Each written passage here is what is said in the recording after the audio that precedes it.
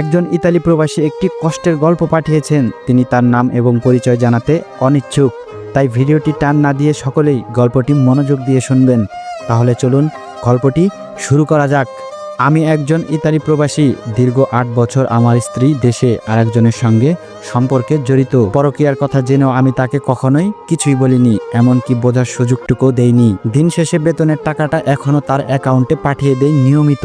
শুধু চাই আমার সংসারটা টিকে থাকুক। হ্যাঁ, খুব কষ্ট হয়, খুব কষ্ট পাই, বুকের ভেতরটা পুরো ছারখার হয়ে যায়। তবুও মুখ খুলে কিছুই বলি না, কারণ আমাদের 2টি সন্তান রয়েছে। শুনতে হয়তো খারাপ লাগবে, হয়তো তারাও আমার সন্তান কিনা সেটি নিয়েও আমার এখনো সন্দেহ হয়। তবুও জানার চেষ্টা করি না, হয়তো জানলে সহ্য করতে পারবো না। আজ আমিও চুপচাপ। জানি আমি আমার শ্বশুর বাড়ির পরিবার খুব প্রভাবশালী, আমার মতো মানুষদের গোনাও ধরে না তারা। তাদের সামনে যেন আমি একটা কাঠের পুতুল। ওদের বাড়ি গেলে ঠান্ডা কথার খোঁচা সহ্য করতে হয়, তবুও মুখে হাসি রাখি। কখনো কখনো ভাবি বাবা মাকে সব বলে দেই, কিন্তু ওখানে আমারও ঠাঁই নেই, কারণ আমার জন্মটা যেন তাদের অপছন্দের ফল। আমার বাবা মাও ভালোবেসে বিয়ে করেছিলেন। তাদের প্রবল ইচ্ছা ছিল তাদের প্রথম সন্তান যেন মেয়ে হয়, কিন্তু আমি জন্মেছি ছেলে হয়ে, আর সেই কারণে তারা আমাকে মেনে নিতে পারেনি। ছোটবেলা থেকে অনাদরে অবহেলায় বড় হয়েছি। ভালোবাসা ছাড়া বড় হওয়া একটা সন্তান, কাকে গিয়ে আর কি বলবো আমি। এখন আমি সব জেনেও চুপ থাকি। বিশ্বাস করুন, আমি একটা পাথর হয়ে গেছি। আমি কাঁদতেও ভুলে গেছি।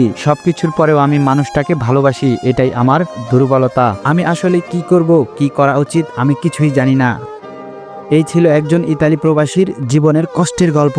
গল্পটি শুনে আপনারা কে কি বুঝতে পারলেন তা অবশ্যই কমেন্ট করে জানাবেন, এবং এই মানুষটির কি করা উচিত, কি করলে তার এই নরক নামক জীবনটা থেকে মুক্তি পাবে, আপনারা অবশ্যই কমেন্টে জানিয়ে যাবেন। এবং চাইলে আপনারাও আপনাদের জীবনের কষ্ট এবং ঘটে যাওয়া গল্পগুলো আমার কাছে শেয়ার করতে পারেন। ঠিক এই গল্পটির মতোই আমি আবার হাজির হব আপনাদের কোনো এক গল্প নিয়ে। সবাই ভালো থাকবেন এবং সুস্থ থাকবেন, এবং সারা পৃথিবীর সকল প্রবাসীদের জন্য দোয়া করবেন, তারা যেন সকলেই সুখে শান্তিতে বসবাস করতে পারে।